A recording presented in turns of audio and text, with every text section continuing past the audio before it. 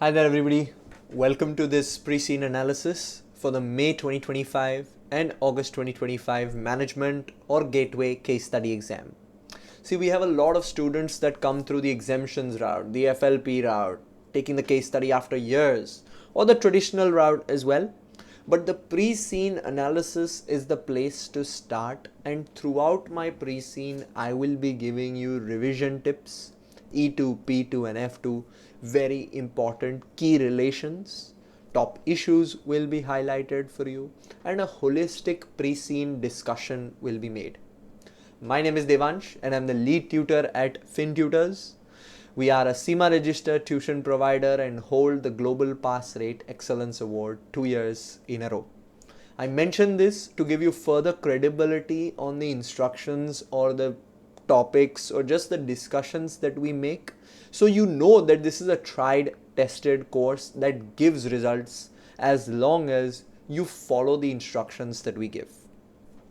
This is part 1 only of my pre-scene analysis.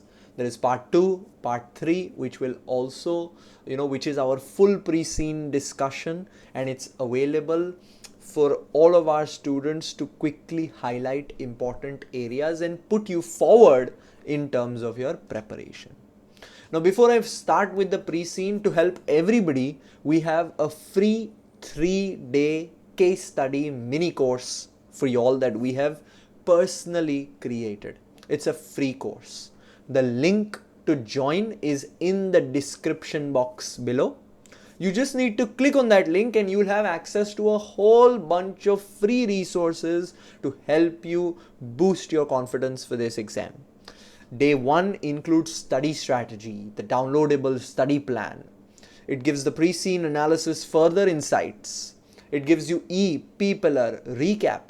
It gives you blueprint explanations, top issues, and a personally marked mini mock exam as well, exactly like the exam. All of this is absolutely free. It's included within our mini course. I urge you to try it. You will 100% find it helpful. So the link is in the description below. Just click on it and access the host of these resources and put your preparation to the next level. Without further ado, let's start with this pre-scene analysis now. So first, we are doing the introduction over here. Now please remember that when you do the pre-scene analysis with me, it's a very unique way of analyzing the pre-scene, because throughout the pre-scene, or rather we do a very detailed pre-scene because of 3 major reasons. The first reason is to help you understand your company, because in the management case study exam, if you don't understand your company, you cannot write good business acumen oriented answers. You cannot feel part of Trimayr, and that will very clearly showcase in your answers. They will not have any relation to the company. They will not have any details about the company, which is not the requirement of the case study exam. We will tell you further on how to write the answers, how to include the pre-scene, how to think like you are actually working for this organization later on. But the first reason of doing such a detailed pre-scene is to help you at least get to know the company as much as you can, because that will be the stepping stone for the other steps. The second reason is, while doing the pre-scene, we will highlight important E2, P2 and F2 topic areas, which will be let's say key areas or important topics which you can go back and revise, so that you have a great understanding of those topics at least. And when we identify 10, 12 key topics, and out of these topics, and then when we make our mock questions on them, a lot of practice is going to be easy for you. A lot of practice is going to make sense for you, and you will be prepared for the exam. So we'll be highlighting a whole bunch of topics, 70-80 topics or so from E2, P2 and F2 combined. And from that, we will narrow in on 10, 12 of the key issues also through this pre-scene. So again, doing such a detailed pre-scene is helping you multiple folds. So please pay attention, and I request everybody to have a piece of paper with you and list down the topics which I am mentioning.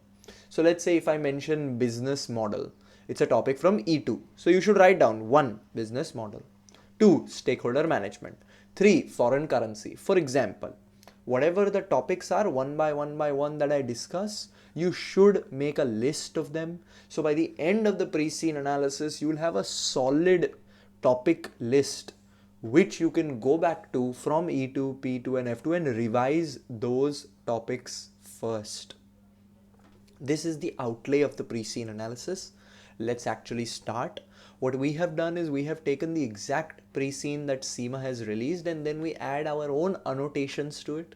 We add our own details to it, and we add our own key discussions to it, which you see in the green boxes on your screen. It's a very thorough pre-scene, so make sure you are with me, and if you are getting, let's say, tired or worn out, pause it, watch it another day so that it remains fresh, because being with the pre-scene, knowing the details of the company is going to be a game changer in this exam. I will show you how when we go to mock question writing, but this is the pre-scene discussion, so let's start with that. So first, introduction. Trimayr franchises hairdressing salons throughout Dazzland. Its home country, it also owns a small number of salons. So those who have done my industry analysis will already be very much aware of the salon market, plus aware of the franchising model which is growing in the salon market. So we are a company that franchises hairdressing salons in our home country, plus we own some of them. So this brings my discussion of the business model in the first line itself. Our business model is to operate a franchise, or rather it's a franchise business model where we license our brand and systems to independent owners in exchange for fees or royalties, because this is what a franchise does. Everybody must have heard franchises of McDonald's or other popular chains, KFC for example. Over here, hairdressing salons are being franchised. It's the same pattern. So this highlights value creation through a cost model that shifts capital and operational responsibilities to the franchisees. So we are staying away from this heavy investment because we are doing a franchise model rather than owning my own salons. This is the business model of our company. Also, because we are talking about franchises, obviously different stakeholders are involved. Your franchisees, people who have taken your franchise, who have paid you for the royalties, for the fees, are the key stakeholders, because they have high interest, they have high power. So understanding the Mendelow's matrix, stakeholder management from the E2 syllabus becomes important. So your franchisees are your key stakeholders. You can see I have highlighted the keywords, and then I'm whatever E2, P2 and F2 relations come to my mind regarding these keywords I am giving to you. So you should list them out. Next, Dazzland's currency is the D dollars. Dazzlandian company law requires companies to prepare their financial statements in accordance with the IFRS. Now, straightforward, we operate currently only in Dazzland. There is a very real exam scenario possibility where they say that Trimayr currently operates in Dazzland, but now we are going for an international expansion, or we have new franchises are opening up in a new country. So new currencies will come to play. Because new currencies will come to play, there will be translation that needs to occur and consolidation that needs to occur. So your IAS 21 is coming into the picture over here. So please remember that IAS 21 is a possibility in this exam. Next, because we are speaking about financial statements prepared according to the IFRS, it's now very important that the accounting statements include financial as well as non-financial reporting. So since we are speaking about non-financial, your F2 syllabus of integrated reporting comes into the picture. You are a finance manager at Trimayr's head office. Let's be very clear, what is the role of a finance manager? Generally, in a hierarchical organization, it's finance officer or assistants, then a finance manager, then a senior finance manager, and then a director. That's how it works. Now, because you are pretty much in the middle level at Trimayr's head office, your role will be revolving around long-term financing, medium-term decision making, costing, project management, stakeholder management. Why am I mentioning this to you? Pick any of these roles which I have listed over here. You will see a clear-cut relation to the P2, E2, F2 syllabus. So this is directly telling me that if you want to be a good finance manager, if you want to do well on this exam, you need to know the E2, P2 and F2 syllabus. Why do you think I'm making so many relations to E2, P2 and F2 from the start? Because this knowledge will be important for you to run the role or be the part of a finance manager at head office. If you don't know these concepts, and if you don't know these concepts, how will you apply it in your role at finance manager at Trimayr? Becomes zero possibility. So first place to start is revision, which I am always very certain about, and I am giving you straightforward revision areas through this pre-scene. Your primary responsibilities are associated with management accounting, and you report to Megan Connor, the senior finance manager, who reports directly to the finance director. A very hierarchical structure is present. So from our E2 syllabus, you are part of a control system reporting to Megan Connor. There is a clear hierarchy of responsibility and accountability. This relates to delegation. Delegation is a concept in your E2 syllabus. So again, two concepts over here. Organizational structure and delegation spoken about, because director will delegate to senior finance manager. Senior finance manager delegates to finance manager, and then there will be people under you as well. So it will be very important to have a solid relationship in this hierarchy with other members so that there is better smooth running of the business. Next, we are starting with hairdressing, which means they are giving us some background about this market. Those who have done my industry analysis are already one step ahead, because you have already covered the major aspects of this market from an overview perspective, and now you are focusing on the industry aspects which they have given you within the pre-scene. So you already have the knowledge. Now you'll combine it with the pre-scene knowledge, and then your understanding is going to go to the next level. So everything that we do is sequential, and for this reason, because we know how CIMA likes to lay out things. And when we run you through the things part by part, your understanding and your life is much more simpler. So we're starting with hairdressing. There are 52,000 hairdressing salons in Dazzland. Most of these operate independently as small businesses, with 80% employing fewer than 10 staff in single salons. So what we are learning from this is there is a large diversified market for salons in Dazzland. There is going to be intense competition, which we know from the industry analysis, because that's the nature of the industry.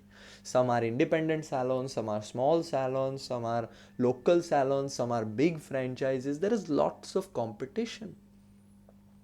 There are some larger businesses that own and operate 2 or more salons, but these are generally local businesses that have branches in a single city or in adjacent towns.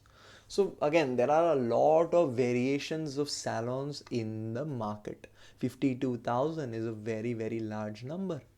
So what do we take away from this? Again, E2 syllabus, because we are considering the market analysis over here, it's important to make some relation to the external market analysis models, which are very popular, first being the Pestel. Because I'm looking at Pestel, and in this paragraph over here, what is discussed is the social and the economic factors. So the structure of the hairdressing industry in Dazzland reflects my economic factors, my social factors, because a high number of small independent businesses suggest low barriers to entry. Because there are low barriers to entry, there are lots of businesses. Opening a salon is, I wouldn't say, a very, very capital intensive business like setting up a factory.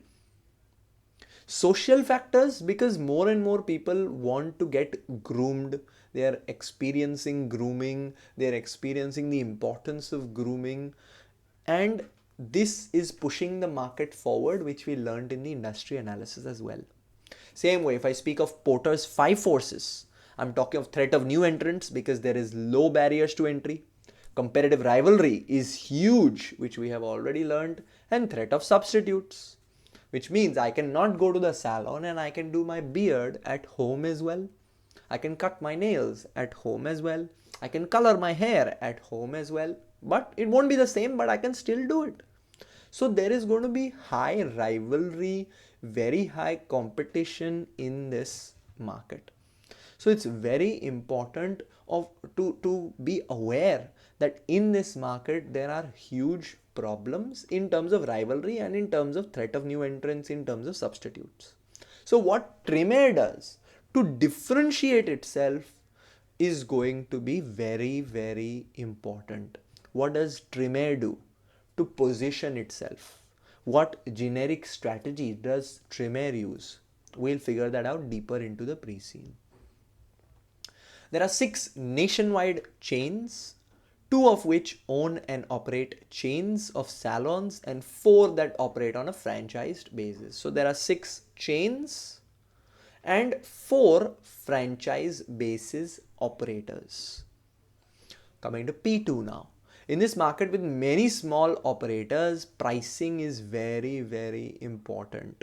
So how we pricing strategies becomes very important. Same way, if let's say there are 4 franchised operators, one of them is Trimayr.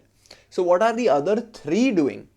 Can I benchmark my performance against the other 2 company-owned chains or 4 franchise chains? Evaluating customer satisfaction, profitability, whatever. So benchmarking pricing strategies from P2 becomes very important. So I'm not just listing the topic for you. I'm giving you the relevance of that topic as well, because that is a very important aspect. Just listing the topic makes no sense. How is the topic relevant in this situation? That is what I'm bringing up for you. So hairdressing salons generally provide a range of services. When you go to a hairdressing salon, it's not just cutting and styling. It's a lot of other offerings. First one is cutting and styling. Standard. Haircuts for both men and women. Customers may request simple trims or elaborate styles. Customers may wish to have their hair washed and blow dried. Blow drying can temporarily straighten or curl the customer's hair. And customers may have their hair styled professionally in preparation for a special occasion. Now, this I would suggest as a standard range of service, because everybody somewhere somehow has experienced the same. And this is pretty standard, going on since a long time. So what we learn over here is, or rather relations over here is, customer value creation from E2. Now these services create functional value. Functional value is just cutting your hair. But experiential value is how you blow dry the hair, how you wash the hair, how you prepare the customer for a special occasion. That's experiential and emotional value that brings the customer back to the salon. So Trimayr can enhance customer experiences by focusing on experiential value, emotional value. You only know this because I'm giving you this. Otherwise, how are you going to make this relation? And especially even if you know types of value, you won't be able to relate it to E2 like I did. That's the advantage of doing the pre-scene analysis with us. Same way. Product life cycle, I will speak of over here. So basic haircuts are in the mature phase of the product life cycle. Very important because everybody gets a haircut. But blow drying, special occasion services can be seen as growth areas because they offer differentiation. There's also the possibility to bundle price over here. What if I don't sell a haircut only, I sell haircut plus blow dry and increase the price by, let's say, $5, $2 for example, or $10, whatever, just giving an example.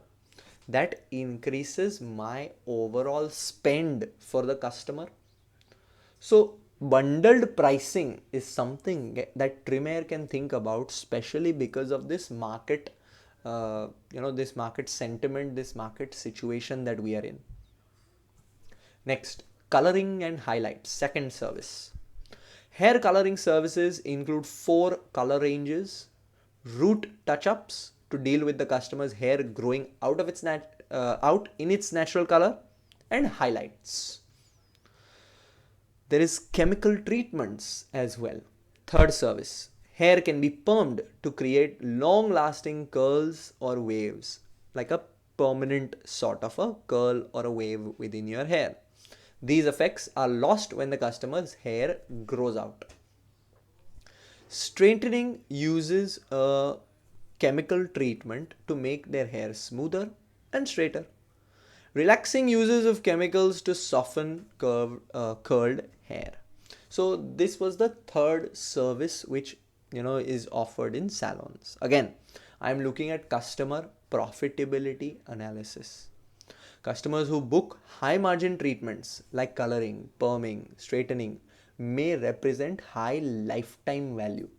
So if somebody books a high profitability, let's say treatment, which is going to give me a high margin, a high profit, what can we do extra for them to make them feel valued, to make them feel special? Can we have a special discount for them, a special coupon for them, small discount, so that they come back again? Because customer profitability analysis could help Trimayr identify high value or high spending customers. This can help us better focus our ads. This can help us better introduce loyalty programs. Next, we have hair and scalp treatments. I think this is the fourth one, if I'm not wrong. Let me just check. Yes, hair and scalp treatments. So various conditioning treatments can be used to improve hair health. Some salons offer scalp massages and treatments to promote circulation and relaxation. Again, marketing. These are value-added services that can be promoted as premium offerings. If we offer this could enhance Trimayr's brand perception. So how we market is the whole game in this market, in this industry. Fifth, beard and mustache shaping. Many salons provide grooming services for facial hair as well. Salons often stock hair care products for retail sale to customers. These include shampoo, conditioner, hairspray, styling gels, and mousses to shape your hair or style your hair. The hair care products sold by salons are usually brands that are not available from supermarkets and other retail outlets. You have to specifically buy it from them. They are supplied by manufacturers who specialize in supplying professional hairdressers. So remember, hair care products that we sell could be again a differentiating factor. Again, a business model change is coming into the picture, because first our business model was only described as franchising and owning small salons. Now, an addition to the business model is retail sales are adding to additional revenue streams. Something to keep in mind, right? Because this is a new business model addition. Again, this is a differentiation strategy as well, because it's not available in the market. If I have it, it brings the customer to my store. Also, because now we are receiving products and then selling them, we become a retailer for this aspect. So supply chain is coming into the picture. So Trimayr must manage inventory for product sales, balancing stock levels to avoid stockouts or overstocking, which ties up capital. So salons promote these products to their customers as being superior to supermarket brands on the basis of the excellent results obtained by the salon when they wash, condition or style hair within the salon. So again, marketing, how we promote these products, how we sell these products is going to be important. So your marketing promotional strategy is going to be very important because it can increase your sales as well, and customer perception of value can also increase. Salons benefit from the fact that customers' hair must be cut regularly. Everybody needs a haircut, so you visit the salon regularly. Customers with dyed or permed hair must also repeat those treatments or their hair grows out to its natural color or texture, which starts to become noticeable unless new growth is dyed or permed to match. So again, the salon industry rather benefits because customers have to repeatedly visit salons once a month or twice a month or 3 months or whatever. You have to go back at some point. So they have the chance to make repeat sales. So customer profitability analysis, customer lifetime value analysis is a very important consideration from P2. Also, product lifecycle management. Services like root touch-ups and perming are in the growth to maturity stage in many markets, but careful demand management is going to be key. Same way from F2 now, revenue forecasting and cash flow management will be important so that we can predict repeat business, particularly for salons with large base of recurring clients. So deferred revenue, if customers prepay for bundles of treatments, revenue may be needed to be deferred or recognized over time.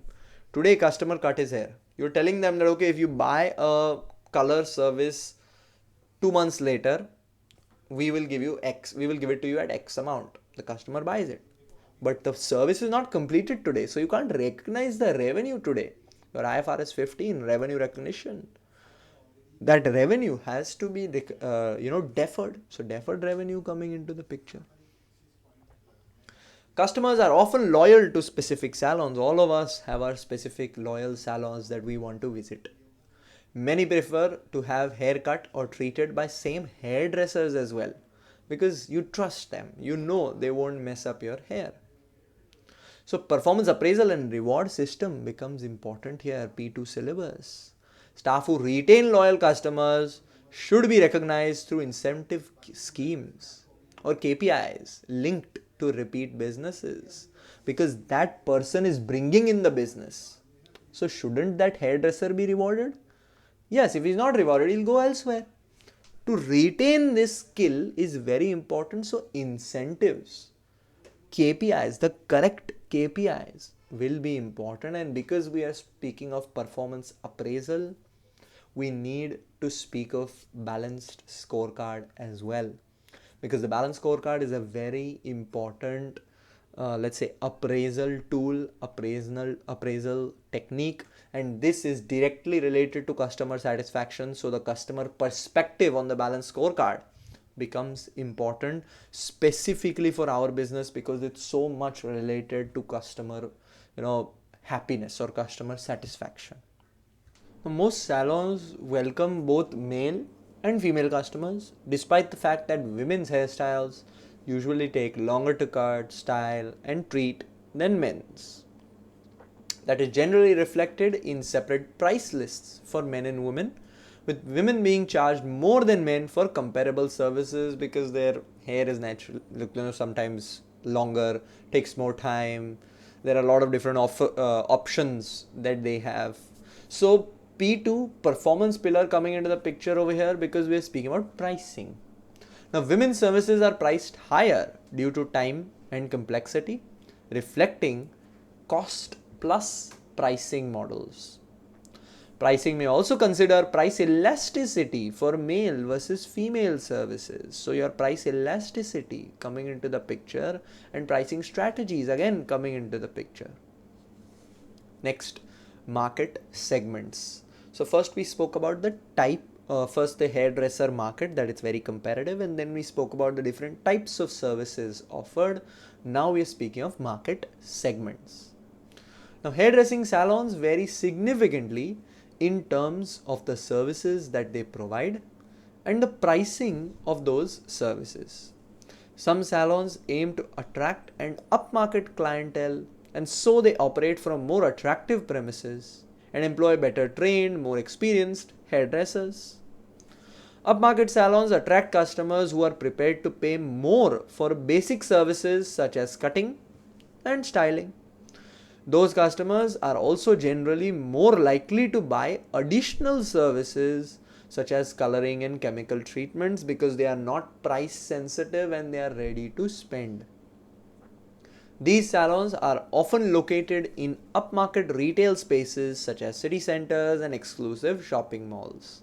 So upmarket salons are following a differentiation strategy. They are being different by what they offer, a superior premium service. Their strategy involves targeting specific customer segments, targeting specific customer niches, people who want to spend. These salons will often use premium pricing or market skimming strategies, starting at a very high price. Price inelasticity often applies to upmarket clients who are not sensitive to price. From $50, if you go to $55, $60, they will still come to you. And they're more focused on the quality and the brand prestige. So they are price inelastic. If I speak of specifically P2, then target costing comes into the picture. To maintain profitability, let's say if Trimayr were to open a high-end salon with a different brand, we could use target costing, ensuring that cost structures align with strategic price points. So value generated in these, let's say upmarket salons is perceived value rather, because people feel better when you go to that particular salon and you're ready to spend a high amount. So target costing, one idea just came to my mind over here. Mid-market salons aim to provide good quality at a reasonable price. Their interiors are attractive but may be less lavish than those of upmarket salons. So they are a good quality but reasonable price. They are mid-market. Prices will generally be lower than those charged by upmarket competitors, but they will not be cheap. They are not cheap. Mid-market salons may be located in town and city centers where they aim to attract office workers and shoppers. Now their differentiation is through good quality and attractive interiors. They focus on cost because they have to make it lower than upmarket salons. These provide functional value and convenience value. You can easily access them and you can get services at a good price. So value over here is functional and convenience. For upmarket, it was perceived value. Next, down market salons are more basic than mid market. They aim to undercut mid market salons on price. Salons serving this market may offer fewer services or use cheaper products. It's very natural. So when we are looking at this market as a whole, we have different categories that we need to consider. We have the up market, we have the mid market, we have the down market. So we need to be very clear into which segment our business is falling into, which segment our company Trimayr is falling into. So salons serving this market offer fewer services or use cheaper products. Their premises are likely to be less attractive than those of more upmarket rivals and have less desirable locations. So they are pretty much focusing on the price sensitive customers. They want to keep their costs down, so they're focusing on a cost leadership strategy. Remember, they will focus on operational efficiency. Quickly cut the hair, get the customer out of the salon so you can focus on the next one. It's going to be based on volume over here. So these are down. There are three categories of salons. Let's put it that way. Next, we have hairdressers. Now, in theory, it is possible to start work as a hairdresser in Dazzland without any specific training or qualifications. It would, however, be reckless to employ an unqualified hairdresser. Firstly, from the quality management perspective, if you don't hire a quality hairdresser, then the core principle of total quality management from your P2 syllabus is out of the picture. Salon managers should be responsible for ensuring that their teams are qualified and competent. You just hire somebody, it can be a big risk for the business, such as a risk and provision for customer claims. You have an unqualified person cutting hair, he does something wrong, it hurts the customer. There can be a risk of legal claims due to poor service or damage. This ties into your IAS 37 provisions, contingent assets, contingent liabilities. Straight away giving you important E2, P2 and F2 syllabus areas continuously. So under hairdressers, it is important that they have skills and knowledge.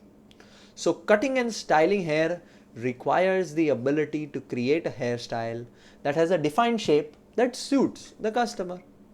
Hairdressers must be able to advise customers on styles that are flattering and that allow for the texture of their hair. Even a simple trim or blow dry requires a great deal of skill that can only be obtained from training. Hair treatments such as dyes or solutions used for perms and other chemical treatments require training in order to use them properly. So pretty much you need training to cut hair, to blow, to do the most basic of services, let alone the specialized treatments such as dyeing or perming or other chemical treatments. Hairdressers must know which specific products are suitable for a customer's need. There can also be problems with different treatments when different treatments are combined, such as dyeing and perming hair, which the hairdresser must be aware of. So now I am bringing in the ethics perspective over here. Is it ethical for a business to hire someone who is untrained for their specific job? It leads to health and safety risks which can damage the reputation of Trimayr and can lead to legal action. That's the second perspective. So managing this risk, your TARA framework, risk management, this risk has to be avoided altogether or reduced through training, supervision and procedure controls. So I give you again two topics over here, ethics from E2 and TARA from P2. Hairdressers must be able to apply treatments so that they achieve the desired effect without damaging the customer's hair. So under hairdressers, the first thing that we learned is skills and knowledge. Let's quickly recap. So many topics and so much that we learned in this first part itself up until now. We first learned about the business model of our company. Then we started speaking about the hairdressing market. Then we started speaking about the types of services in this market. Then we spoke about the categories of this market, up market, mid market and down market. Now we are speaking about hairdressers, the first one being skills and the second one being health and safety. You should have already a good list of solid E2, P2 and F2 topics already if you are actually noting them down and paying attention to my explanations. So hairdressers work with sharp instruments such as scissors and razors. Experienced hairdressers can do so without injuring themselves or the customer. So training again becoming very important. Hairdressers apply dyes and other treatments that could be harmful to customers if used incorrectly. There could be chemical reactions if incompatible products are combined, perhaps by dyeing and straightening hair using products that should not be mixed. Some products give off fumes that can be dangerous as well. So health and safety is going to be a very important consideration. So quality chain and total quality management, because safety is going to be a very important part over here. If there's a lapse in safety, is going to lead to high external failure costs, loss of reputation, loss of customer goodwill. All of that will happen if there's a lapse in safety. So quality chains and TQM from your P2 pillar, very, very important. Hairdressers may work with popular hair treatments frequently and on a daily basis. That constant exposure could be potentially harmful over time for them as well. For example, constant exposure to soapy water when shampooing customers' hair could lead to dry and cracked skin for the hairdresser. There are two main routes into a career as a hairdresser. First one is college. You can obviously go and study.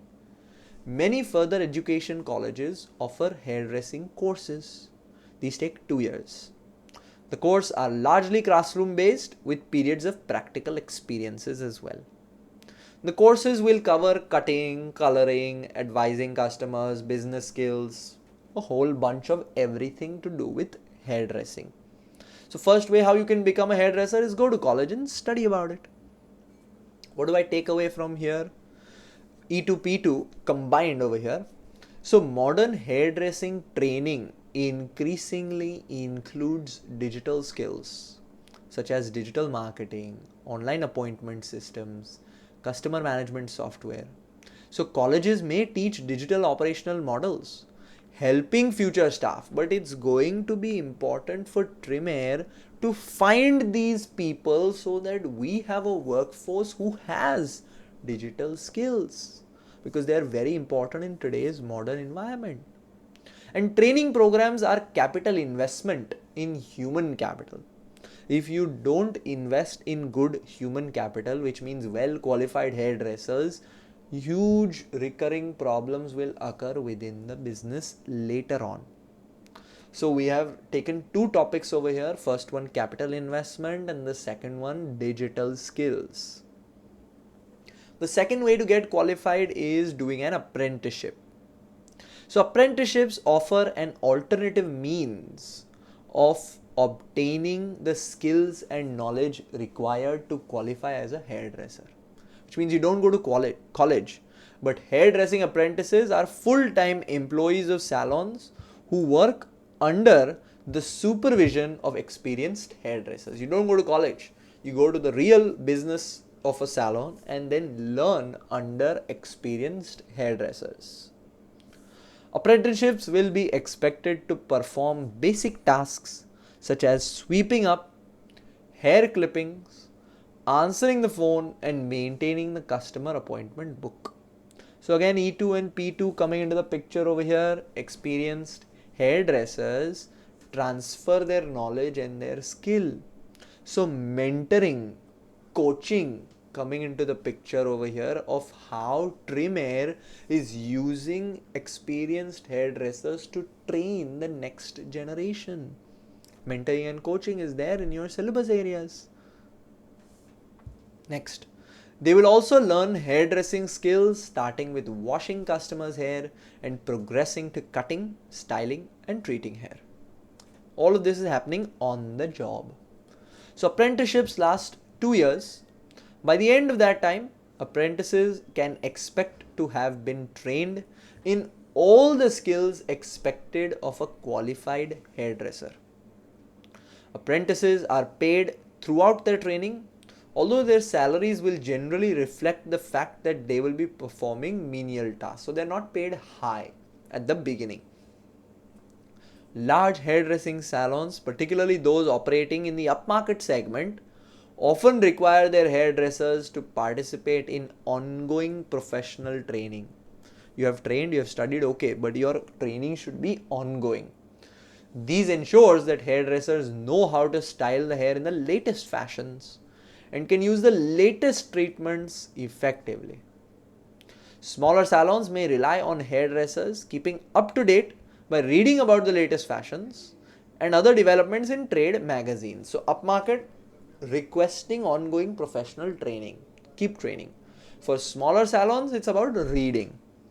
Now over here I'm getting an important link firstly to the balanced scorecard, because this has to do with learning and growth. So can we apply the balance scorecard for Trimayr? We already know customer segment is big, customer satisfaction is big. Second, now learning and growth is also big. So when we are analyzing the performance of Trimayr, of a particular salon under Trimayr or a particular department under Trimayr, we know that customer is big, learning and growth is big, because if our hairdressers are not continuously learning, people might not want to come back to us. Same way, an ROI, F2, ROI analysis, return on investment analysis is important.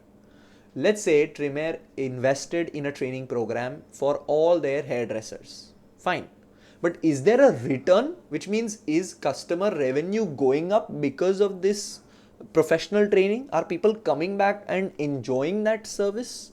So return on investment analysis, is going to be an important aspect when any business does anything new. So this will be key for Trimayr as well. Now to an important allocation, which is activity-based costing. Now tasks like sweeping or answering phones can be classified as support activities, where costs are allocated under ABC principles. So because running a salon has many activities involved, the activity-based costing system could be one that the business employs, that Trimayr asks its franchise partners to employ, so that costs can be understood in a better way, direct and indirect costs, and so that better understanding can be made of those costs, and Trimayr can help to reduce those costs for our franchising partners. Because there are different activities that I saw over here, this idea came to my mind and I just brought it up for you. Next, independent salons and chains is what we are speaking of. So the discussion ended for hairdressers and the different types of trainings and all of that is needed. Now we are going to independent salons and chains.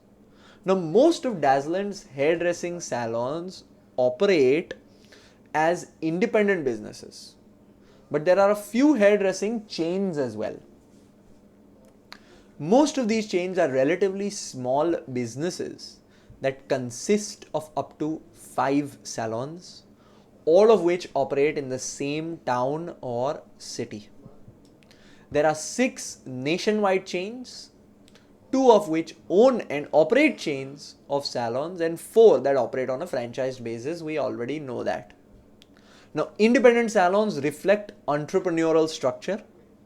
Small chains will generally adopt functional or divisional structure, while nationwide franchise chains like Trimayr represent network or ecosystem structures where governance spans multiple autonomous franchisees. You need to look at different franchisees. So it's like an ecosystem structure, because every business is its own ecosystem. Same way, this was E2.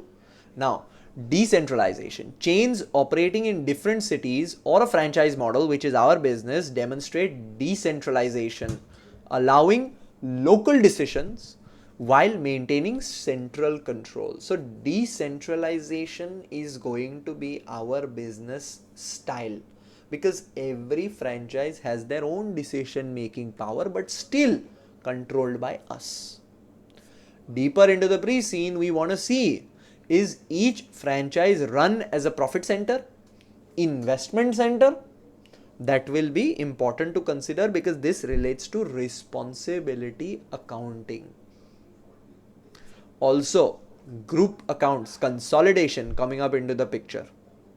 So owned salons, remember we own some salons and some are franchised. So because we own the salons, they will be fully consolidated into Trimayr's financial statements, while franchise revenues will be treated differently, because this will be licensing fees, royalties, etc. So consolidation also coming into the picture over here, because you own some salons, they are they could be set up as different businesses, different companies, and then you need to consolidate them for year-end reporting. So just because we read this one line of independent salons and chains, we could identify so many important topics and areas which will become much more prevalent when we actually start speaking about our business Trimayr deeper in the pre-scene. Right now, remember, this is only the market overview that we are doing. We haven't started anything about Trimayr yet. The large chains benefit from being able to develop a strong brand identity. They can afford to invest heavily in advertising. For example, hairdressers employed by large chains may appear as guests in the hair and beauty segments that feature regularly in daytime television shows. They are also often quoted in lifestyle magazines. So people will want to go to these hairdressers, so they will want to enter your salon. We are also a large chain, remember that. So over here again, the digital aspect coming into the picture. How digital marketing and key tools are used to build customer relationships is going to be important. So each of the large chains aims for a specific market segment.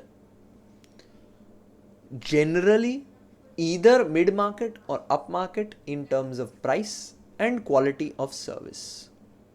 Mid-market salons attract customers who are prepared to pay a moderate premium to have their hair styled and treated in an attractive manner. Upmarket salons attract customers who are prepared to spend significant amounts on their appearance.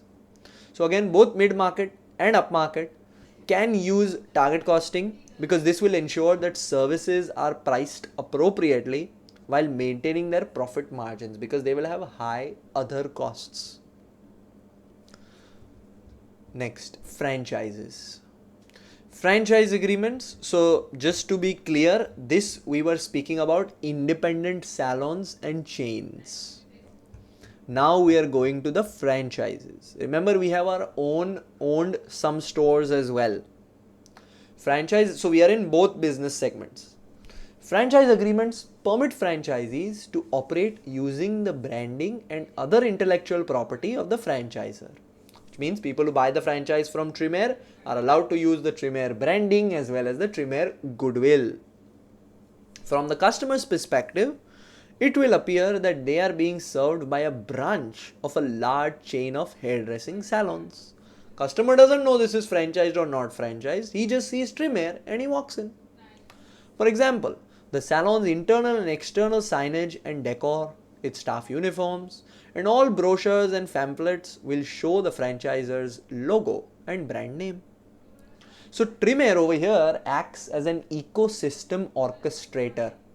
You are at the top. You set the ecosystem, you set the branding, you set the centralized strategic controls, but you still allow operational decentralization. At operational level, the salon manager will make the decisions, but the major decisions, the major ways of working come from the top, which is Trimayr. Very important discussion of intangible assets over here, F2 syllabus, because the brand and trademarks are intangible assets that can be licensed to the franchisees. Franchise agreements generate licensing revenue which must be accounted for in line with your IFRS 15 revenue recognition and possibly IAS 38 if the franchisor sells or transfers control of the intellectual property, which is not much of the case in the MCS, but a consideration. Remember, intangible assets are at play over here. They are your it's a intangible asset. Your brand and your trademark are your intangible assets. Franchisees are subject to the following terms. Franchisees must agree to pay an initial fee and ongoing royalties to the franchisor for the term of the franchise. Obviously, initial fee for starting and then ongoing royalties. The franchisor will insist on conducting visits and inspections to ensure that the franchisee is conforming to the standards associated with the brand. Again, IFRS 15, initial franchise fees are typically recognized over time in line with performance obligations. For example, after you give the training, this much is paid. After you give the brand support, this much is paid.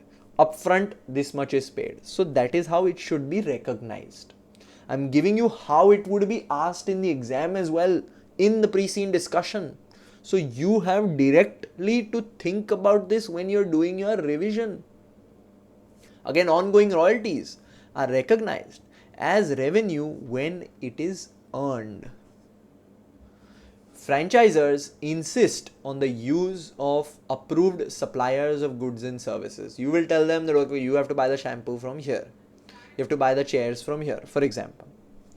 Franchisees will have to purchase hairdressing products such as shampoos, conditioners from a designated supplier.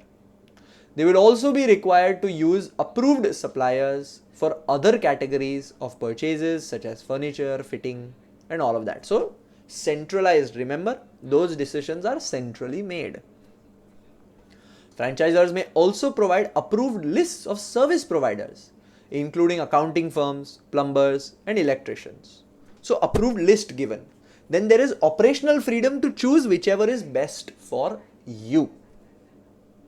So this brings to compliance and reporting. Remember, centralized decisions. So it's important to stick to those centralized requirements by the franchisee. P2, I am speaking about approved suppliers are integrated into Trimayr's value chain, enhancing value delivery. Because if you buy from the approved supplier, you know the quality that you are going to get. Very important discussion over here is that of transfer pricing. I will rate this as another key topic. Because if Trimayr supplies goods directly to the franchisees, transfer pricing policies may come into the picture even domestically. They are critical if there is any cross-border trade. There could be a situation that you are buying shampoo, let's say they tell you in the exam that you are buying shampoo from a neighboring country. And then this shampoo is being transferred to your franchisee partners. Then obviously transfer pricing will come into the picture.